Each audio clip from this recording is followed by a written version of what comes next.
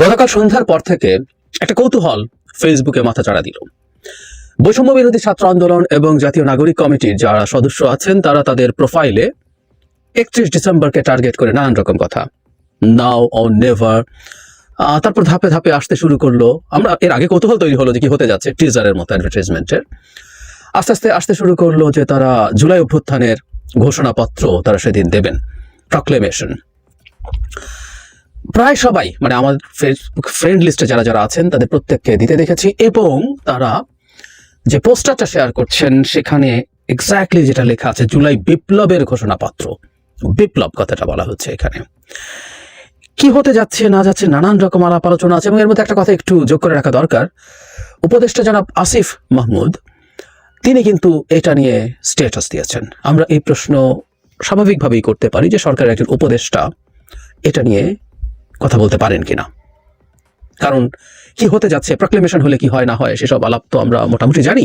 এর আগে একটু জিনিস যোগ করে রাখা দরকার যে কিছুদিন আগে, বেশ কয়েক সপ্তাহ হয়ে গেল, এই দুটো সংগঠন বৈষম্য বিরোধী ছাত্র আন্দোলন এবং জাতীয় নাগরিক কমিটি তারা কম্বাইন্ডলি একটা সমাবেশ করেছিলেন শহীদ মিনারেই, এবং শহীদ মিনারেই তারা অনেকগুলো দাবি দিয়েছিলেন। এর মধ্যে ছিল ছাত্রলীগকে নিষিদ্ধ করা, রাষ্ট্রপতিকে অপসারণ করার জন্য সময়সীমা বেঁধে দেওয়া হয়েছিল, এবং সেখানে দুটো কথা বলা হয়েছিল, প্রক্লেমেশন অফ সেকেন্ড রিপাবলিক বা রিপাবলিক এভাবে বলি, এবং নতুন সংবিধান লেখা। আগের সংবিধান বাতিল, নতুন সংবিধান লেখা। আমি আসবো, আসলে তারা কি করতে চেয়েছে একটা ইশারা আছে, আমি সেটা নিয়ে কথা বলবো। জনাব হাসনাত একজনের একটা স্ট্যাটাস শেয়ার করেছেন। সো আমরা জনাব হাসনাতকে আমরা জানি অত্যন্ত গুরুত্বপূর্ণ একজন সমন্বয়ক, এবং এই মুহূর্তে বৈষম্য বিরোধী ছাত্র আন্দোলনের প্রধান ব্যক্তি তিনি। সুতরাং তাকে, তিনি যেটা শেয়ার করছেন তাকে গুরুত্ব দেবো। সেই স্ট্যাটাসে যা বলা হয়েছে সেটা প্রসঙ্গেও বলবো, কিন্তু তার আগে বিপ্লব প্রসঙ্গে দু একটা কথা আছে। বিপ্লব নিয়ে বিস্তারিত করছি না, আমি আলাদা একটা ভিডিও করব। কিন্তু যেহেতু এখানে বিপ্লবের কথা বলা হচ্ছে, এখানকার ঘোষণাপত্র দেওয়া হবে, আমরা নিশ্চয়ই মনে করতে পারি এই গণঅভ্যুত্থান হয়ে যাওয়ার পর থেকে কিছু মানুষ, খুব উল্লেখযোগ্য একজন পাবলিক ইন্টেলেকচুয়াল, এটাকে বিপ্লব হিসাবে বলতে চেয়েছিলেন এবং চেয়েছিলেন যে শহীদ মিনারে একটা শপথ নিয়ে বিপ্লবী সরকার হবে।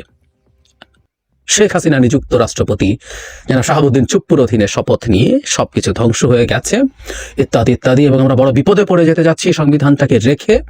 আমাদের মনে আছে নিশ্চয়ই, আমি এটার বিরুদ্ধে ঠিক প্রথম দিন থেকেই ফাইট করেছি, যেখানে যেখানে সুযোগ এসছে, আলাপ এসছে, নিজের চ্যানেলে কথা বলেছি, টিভি চ্যানেলে কথা বলেছি, কারণ এই আলাপটা খুব ট্র্যাকশন পাচ্ছিল। আস্তে আস্তে মনে হচ্ছিল যে আলাপটা আর খুব বেশি নেই, কিন্তু এখন আবার দেখা যাচ্ছে আমাদের মনে স্বভাবজাতভাবে প্রশ্ন আসবে যে কেন এটা করা হচ্ছে। আগে আমি জনাব হাসনাত আব্দুল্লাহ যে স্ট্যাটাসটা শেয়ার করেছেন সেটা একটু পড়ি, তাহলে আমরা খুঁজে বের করার চেষ্টা করতে পারবো। প্রক্লেমেশন অফ রেভলিউশন কেন লাগবে? রেভলিউশন বলা হচ্ছে বিপ্লব। আমার, আপনার এবং আমাদের সবার অস্তিত্ব বাঁচাইতে লাগবে। আমাদের এই বিপ্লবকে সত্যিকার অর্থে বিপ্লবের রূপ দিতেই প্রক্লেমেশন লাগবে। এই কাজ হওয়ার দরকার ছিল 5ই আগস্ট, কিন্তু দেরিতে হইলেও যে হচ্ছে এইটাও স্বস্তির খবর। এখন আপনাদের মনে প্রশ্ন জাগতে পারে যে প্রক্লেমেশন জিনিসটা আসলে কি। এটা মূলত রাজনৈতিক বন্দোবস্তের আক্ষরিক অর্থে ঘোষণা। তো এই ঘোষণাটা ঠিক কি করে খেয়াল করি। এই যে ধরেন সরকার, এটা তো সংবিধান অনুযায়ী অবৈধ। প্রক্লেমেশন সে সংবিধানকে সরাসরি চ্যালেঞ্জ করে এবং সংবিধানকে প্রক্লেমেশনের আলোকে ব্যাখ্যা এবং সংশোধন করতে বাধ্য করে। যে স্টেট সিস্টেম আপনাকে আমাকে এখন পর্যন্ত নিয়মতান্ত্রিকভাবে ফাঁসির আসামি বানায় রাখছে, সেই স্টেট সিস্টেমকে খারিজ করে দেয়। ভুল আছে, মানে লিখে ফেললেই তো হয়ে যায় না। যেমন এই সরকার সংবিধান অনুযায়ী অবৈধ, উত্তর হচ্ছে অবৈধ না। সংবিধানে লেখা না থাকলেও বৈধ হতে পারে, এবং সেটা কিভাবে বৈধতা আনা হয়েছে তারা খোঁজ নিলেই আসলে জানতে পারবেন। আর্টিকেল 106 দিয়ে রেফারেন্স নেওয়া আছে। নট অনলি দ্যাট, ফাঁসির আসামি বানায় রাখতে নিয়মতান্ত্রিকভাবে, ইটস নট এগেইন কারেক্ট। এখন পঞ্চদশ সংশোধনে যে অংশগুলো বাতিল করা হয়েছে তার মধ্যে এই ফাঁসির যে আইন নিয়ম আছে সেটাও বাতিল করা হয়েছে। সুতরাং এখন বর্তমান সংবিধানের আলোকে কেউ ফাঁসির আসামি নন। আচ্ছা, আমরা তর্কের খাতিরে ধরে নিলাম। এছাড়া এই প্রক্লেমেশন আরো কি কি করতে পারবে? এই যে আমাদের নিত্যদিনের অভিযোগ থাকে যে এটা কোনো এভাবে হচ্ছে না, ওইভাবে হচ্ছে না, এই সব হিসাব নিকাশ বদলানোর জন্য এই প্রক্লেমেশন জরুরি। রাষ্ট্রযন্ত্রের যে সকল বস্তাপচার নিয়মের কারণে সব কাজ পিছিয়ে যায় তা ছুড়ে ফেলে জুলাইয়ের আলোকে নতুন রাষ্ট্র কাঠামো তৈরির ভিত্তি হবে এই প্রক্লেমেশন। যে নতুন বাংলাদেশের স্বপ্ন দেশের মানুষ দেখেছে তা বাস্তবায়ন হবে এর মাধ্যমে। এর কাজ হওয়া উচিত ছিল অনেক আগেই, দেরি হয়ে গেছে মাস পাঁচেক, কিন্তু তাও হচ্ছে। জুলাইকে ধারণ করা প্রতিটি ব্যক্তির আকাঙ্ক্ষা পূরণ হবে এর মাধ্যমে। যে বাংলাদেশ 2.0 কথা আমরা এতদিন ধরে বলে এসেছি তা সত্যি হবে 31 তারিখ। আমি থাকবো সেই দিন শহীদ মিনারে মুজিববাদের কবর রচনা করতে, আপনারা থাকবেন তো? মানে মুজিববাদের কবর রচনা করার আলাপও করছে। মানে আমি, তারা কেন জানি না, এই দুটো সংগঠন মুজিববাদকে খুব সামনে আনছে। মুজিববাদ বলে একটা বস্তু আছে আমরা জানি, আমরা সেই আলোচনায় আজকে ঢুকছি না, কিন্তু শেখ হাসিনা তার লাস্ট 15 বছর মুজিববাদকে প্রতিষ্ঠিত করেছেন, ওটাকে রাখতে চেয়েছেন, ওটাকে সামনে রেখে শাসন করেছেন। কোনোভাবেই মনে করি না একটা আটারলি ডাকাতকে, মানে সব কতগুলো ডাকাত, টপ ডাকাত, মাঝারি, ছোট ডাকাত মিলে একটা দেশকে ডাকাতি করেছে, ওখানে মুজিববাদ আনা হয়েছে। সরি, আমি মনে করি না, কিন্তু তারা খুব লিখছেন। অনেকেই মুজিববাদের কবর রচনা করবেন 31 তারিখ, সেরকম লিখছেন। কিন্তু এখানকার জরুরি কথাটা হচ্ছে, মোটা দাগে তারা আসলে এই প্রক্লেমেশন, মানে সবকিছু, মানে সংবিধান তারা যেটা আলাপ করছিলেন যে সংবিধান নতুন করে লেখা, সবকিছু প্রক্লেমেশনের আলোকে হবে এবং সংবিধানটাকে বাতিল বা স্থগিত করা হবে, ইনি অন্তত লেখেননি। কিন্তু এই আলাপটা করা হয়েছে যে বিপ্লব, যারা বিপ্লব বলছেন, বিপ্লবের সাথে সাথে এই সংবিধানের আর কোনো এক্সিস্টেন্স নেই, নতুন সংবিধান লেখা হবে, তার আগে অন্তর্বর্তী কতগুলো অর্ডারের মাধ্যমে দেশ চলবে, এই জিনিসগুলো বলা হয়েছিল। আমি একটা জিনিস খেয়াল করেছি, এটা একটু শেয়ার করতে চাই। জনাব হাসনাত আবদুল্লাহর সাথে আমি একটা টক শোতে ছিলাম, জনাব খালেদ মহিউদ্দিনের সাথে। সেখানে তিনি দ্ব্যর্থহীন ভাষায় স্বীকার করেছেন যে বিপ্লবী সরকার তাদের না গড়া ভুল ছিল। এখানেও ঠিক একই টোন। আমি এই জায়গাটা আবার একটু বলছি, আমাদের এই বিপ্লবকে সত্যিকার অর্থে বিপ্লবের রূপ দিতে এই প্রক্লেমেশন লাগবে। এটা কাজ হওয়ার কথা ছিল 5 আগস্ট, কিন্তু দেরিতে হইলেও এটা যে হচ্ছে, এটা স্বস্তির খবর। মানে একটা বিপ্লব হয়েছে সো কল্ড, সেটা সে সময় একটা বিপ্লবী সরকার হয়নি, একটা প্রক্লেমেশন হয়নি, সেটা 5 মাস পরে সেই প্রক্লেমেশন দিয়ে বিপ্লবটাকে বিপ্লব হিসাবে প্রতিষ্ঠিত করা হবে। মানে বিপ্লবের ইতিহাস এবং বিপ্লবীরা বিজয়ী হলে যা যা করে তার সাথে যদি মেলাই, এটা ম্যাচ করে না, আসলেই ম্যাচ করে না। যাই হোক, সব তর্ক আজকে সরিয়ে রাখি এবং আমি আবার একটা, আসলে এখানে এক্সক্লুসিভ ভিডিও করিনি, অনেক ভিডিওর মাঝে কথা বলেছি। একটা গণঅভ্যুত্থানকে বিপ্লব বলার বিপদ যেখানে, সেটা হচ্ছে কেন বিপ্লব না, এটা নিয়ে আমার আর্গুমেন্টগুলো আবার বলবো আলাদা একটা ভিডিওতে খুব দ্রুতই। কিন্তু বিপ্লবের সামনে যে এক্সপেকটেশনগুলো তৈরি হয়, গণঅভ্যুত্থান সেগুলো কখনো পূরণ করতে পারে না। ফলে গণঅভ্যুত্থানকে বিপ্লব মনে করে এক্সপেকটেশনগুলো করে গণঅভ্যুত্থান থেকে যা যা পাওয়ার ছিল, সে পাওয়ার পথ নষ্ট হয়, সেটা নষ্ট হওয়ার লক্ষণ দেখছি। তারপর আমি জনাব হাসনাত একটা স্ট্যাটাস শেয়ার করেছেন, সেটাই হতে যাচ্ছে, ধরে নেওয়ার কিছু নেই, আবার ফেলে দেওয়ারও কিছু নেই। জনাব হাসনাত খুবই গুরুত্বপূর্ণ একজন সদস্য। আমি অন্যদেরটাও দেখলাম, আর কেউ তেমন কিছু বিস্তারিত লেখেননি কি করতে যাচ্ছেন। আমরা হয়তো আরো বুঝবো এবং 31 তারিখের পর আসলে আমরা আমাদের সিরিয়াস বা ফাইনাল কথাটা বলতে পারবো। হতেই পারে যে তারা আসলে ঠিক কি চান, তারা যেহেতু রাজনৈতিক দল তৈরি করছেন, এই দুটো সংগঠন মিলে তারা তাদের এক ধরনের ম্যানিফেস্টো ঘোষণা করতে পারেন। দুই ব্যাপার। প্রক্লেমেশন বলছেন তারা করবেন, সেটা করলে এটার ভিত্তিতে রাষ্ট্রকে যদি তারা এভাবে দেখতে চান, তাহলে সেটা কিভাবে তারা এনশিওর করবেন। একটা সরকার আছে এবং এই সরকারটা এক্সিস্টিং কনস্টিটিউশন ফলো করে তারা থাকছেন, কিছু বিচ্যুতি হচ্ছে যেগুলো পরে র্যাটিফাই করতে হবে। তো এই সরকারটাকে নিয়ে তারা কি করবেন, নানান সব প্রশ্ন। যদি সেই সরকার তাদের এইটা না মেনে থাকে, তাহলে তারা কি করবেন, অনেকগুলো প্রশ্ন।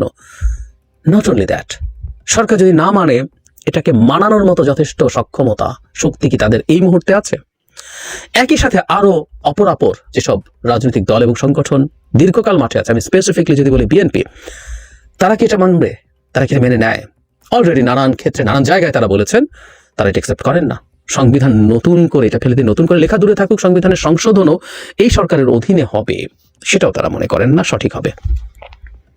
তাহলে বিএনপির সাথে তো তাদের স্পষ্ট, যদি তারা সত্যিকার অর্থেই সেরকম কিছু পরিবর্তন তৈরি করতে চায়, তাহলে বিএনপির সাথে তাদের সংঘাত হবে, সিরিয়াস সংঘাত হবে, প্রচন্ড অস্থিরতা হবে। এর মধ্যেই সোশ্যাল মিডিয়াতে সেই অস্থিরতার নমুনা আমরা দেখতে পাচ্ছি। তাহলে ওই প্রশ্নটা আসলো, তাদের এই প্রক্লেমেশন বা এটাকে নিয়ে তারা যে আউটলাইন সামনে দেবেন, রোড ম্যাপ সামনে দেবেন, সেটা কি দেশ গঠনের জন্য, নাকি একটা অ্যানার্কি তৈরি করা? বাংলাদেশে একটা অ্যানার্কি তৈরি হওয়ার সম্ভাবনা দেখা যাচ্ছে। নানা দিক থেকে নানান চেষ্টা হচ্ছে। আমরা যদি সব একত্র করি, আমরা দেখব ভারত, তারপরে শেখ হাসিনা, সবাই মিলে তাদের যাবতীয় সম্পদ শক্তি সব ব্যবহার করছে। আমলাদের বিদ্রোহ, আমি শব্দটাকে বিদ্রোহই বলতে চাই, বিদ্রোহ সাম্প্রতিক সময় আমরা দেখেছি এবং কি ভাষায় তারা বিদ্রোহ করছেন, কতটা স্পর্ধা তাদের হয়েছে। একই সাথে এখন তারা যদি নামেন এবং সেটা নিয়ে পরস্পরের সাথে, সরকারের সাথে বা বিএনপির সাথে বা আর কারোর সাথে যদি সংঘাত তৈরি হয়, দেশ খুবই অস্থিতিশীলতার দিকে এগিয়ে যাবে। এই নৈরাজ্য মারাত্মক ক্ষতিকর হয়ে দাঁড়াবে। কেন করছেন তারা এটা? তারা দল করবেন, দল করে গণতান্ত্রিকভাবে সবকিছু গড়ে তুলবেন এবং তারা যেহেতু মনে করেন যে জনগণের মধ্যে সংস্কারের প্রবল আকাঙ্ক্ষা আছে, তাহলে এটাকে ম্যানিফেস্টো করে নির্বাচন করতে পারেন। নির্বাচন করলে তারা জিতে যেতে পারেন যদি তা থেকে থাকে। তাহলে তারা এই যে প্রক্লেমেশন এবং কনস্টিটিউশন রিলেটেড যেসব আলাপ সামনে আনছেন, এর মানে কি এই যে তারা সরকারকেও একটু শক্তি দেখাতে চান? কারণ আমরা সাম্প্রতিক সময় দেখবো যে সরকার সম্ভবত তাদেরকে আগের মতো আর ঠিক গুরুত্ব দিচ্ছে না। তার প্রমাণও আছে আসলে বেশ কিছু ক্ষেত্রে, যেমন যে রাষ্ট্রপতির কথা বলছি, এই ক্ষেত্রে তারা অত্যন্ত কঠোর অবস্থান নিয়েও রাষ্ট্রপতিকে সরাতে পারেননি।